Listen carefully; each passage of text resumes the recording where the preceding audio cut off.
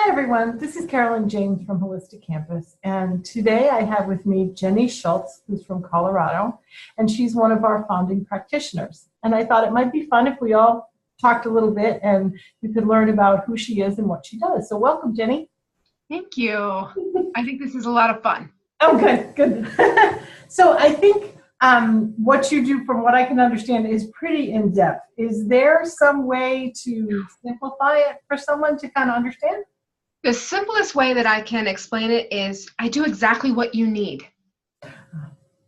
And the thing is it varies. At one point in time when I was first really looking at the practice, I differentiated things. I said, well, some people might want a clearing and some people might want frequency work and some people just might want guidance. And I found that if people booked that way, it limited everything. So now I simply have, just a session. And we get together and I discuss, what is it that you need? What do you need from me? And then I allow whoever comes in, because I'm finding, just teams are coming forward. And it's from the other side, teams from the other side? Yes. Nice. And I just go, okay, what does this person need? Because it has to be cooperation between what you feel you need and what they know you need. Right. Because if I hit you with left field of, here's where we're going, and it doesn't resonate within, then the person may feel like, well, what's happening here? Yeah. So it really is a collaborative effort. And there is no rhyme or reason to how a session may go. For some, they just want guidance. They have questions. They're concerned. I'm also finding a lot of people are coming to me for validation because they're opening their gifts and they're saying, I don't know if I can trust this. Can you help me differentiate what I'm receiving? And it's so important. So important, yeah. So important because this can be kind of tricky. When you're opening up and you're kind of going, well, what is that? My ego? Is that my higher self? Is that my angels? Who is this right. that I'm receiving information from? Right. And doubt, it is one of the worst things. And it just stops us. So I find that a lot of times in my role, I help erase some of the doubts. And what exactly is your role? Good question. What do you call yourself if someone was to say, I want to see Jenny and she's I would say more of an intuitive guide. Very so cool. I am clairaudient. I'm clair. I can see, I can hear, I feel.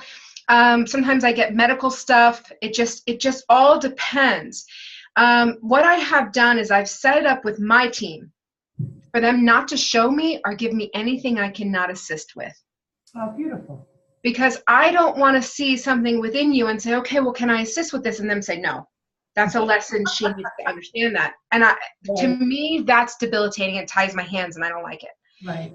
So I ask to be shown what it is that you need. And what I'm also finding is I work a lot with patterning because we can get into some serious patterns. And they go back through past lives. So I may tap into your energy field and I may be shown past lives. I may tap into your energy field and I see a soul aspect right there. And, basically where you've disconnected due to trauma or something like that. And it is literally right there in your field. And if that's the case, I just return it very easily and explain that to the person. I don't really consider that a soul retrieval because I don't have to go find the piece. Got it. I do soul retrievals as well, which are just a lot more involved. And you say soul retrieval, Jenny. So what would someone feel? Like, why would they call you so soul retrieval, that is a really intricate thing I can imagine. Yeah, but how is someone that wants to be a client of yours, like, what are they thinking and what are they looking for when they want to connect with you? Generally, it's when they can sit back and say, everything changed after this. Or I haven't been the same since this. Yeah. And it's, you can tell it's, I've had some to where they feel like a shell.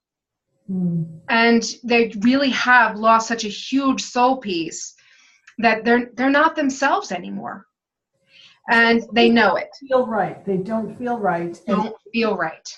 One of a myriad of things that go through your team and kind of figure it out. Yeah. And I mean, and in some cases, where it gets really tricky is, I had one client who never fully engaged into earth. We had to literally go into the higher realms and pull the soul back in. Oh, wow. She never engaged on earth. And for her, the process of really clicking in, getting these pieces to reabsorb, if you will, was about 6 months. So this is not instantaneous. And a soul retrieval can send you for a loop. So I recommend it for people who are really willing to do the work. I had a piece when I was working on mine that was from a 16-year-old piece from when I broke up with a boyfriend, or he dumped me actually. And it was devastating at the time. I mean, he was my way out. He had a car, it was like able to escape my home. I depended on him. So when he broke up with me, my world crumbled. I mean, it was really something. So I get the soul retrieval done, not even thinking about it. And all of a sudden, I'm just sitting there, and I was sitting up in bed. My husband's next to me, and I'm going, "You're going to leave me, aren't you?" And he's like, "Where is this coming from?" Poor guy. I put him through more stuff. And, and I'm just like, I don't know. I just have this feeling like nothing is solid. Everything's getting ready to crumble. And he just looked at me and he said the key words. He says, "Who is this coming from?" And it clicked. And I said, "Oh, I get it." So I started working with the 6-year-old piece. I'm like, "We're okay. Right. We're okay. Right. The world's not crumbling. We're fine. And even if it does crumble, we're grown up enough that, we can take care of ourselves now." And if it crumbles, it was supposed to crumble anyway. Exactly. And so all those emotions had to well up so that I was able to work with her and heal her fears. Because the thing is when we're on this journey, we do all this spiritual healing. Our pieces do not. They weren't there for that. Sure. So it really can cause like, it feels like you've gone backwards, but you really haven't. You're just integrating all that you are and doing more healing. So someone that feels like something has happened or something is completely out of whack, that's the point that you would start with them. And then what are their benefits on the other side? Now, obviously some of this, could take forever, but I would think it's really got to be on a per person basis. Like it is totally on a per person basis. I don't work on my own children. Just because it's like a surgeon doesn't work on their own kids, And my middle one, who is 20, I'm sitting there in the bathroom, just, cleaning the bathroom, and she comes in, she's like, "I'm anxious, I'm not okay. I don't know what to do." And so I just tapped in. I said, "Honey, you need a soul retrieval." So I sent her to a girlfriend. She gets a soul retrieval done, had some parts returned, had a shoulder returned because she had a giant shoulder injury in sports.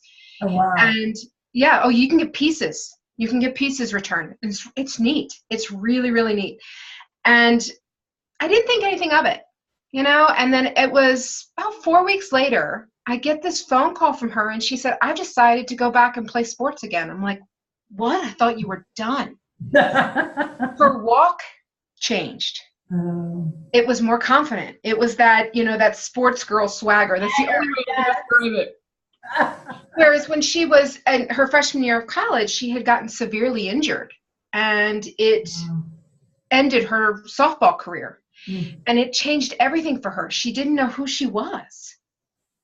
And so she had to kind of figure out, who am I now? And what does this mean for me? And she didn't go back to school, and she was just kind of working at Home Depot, and Mom and Dad are going, "Oh God, what's happening here? Come on, pull it together." And right after the soul retrieval, she tried out for the UCCS lacrosse team, made it. She's now enrolled full-time in veterinary studies.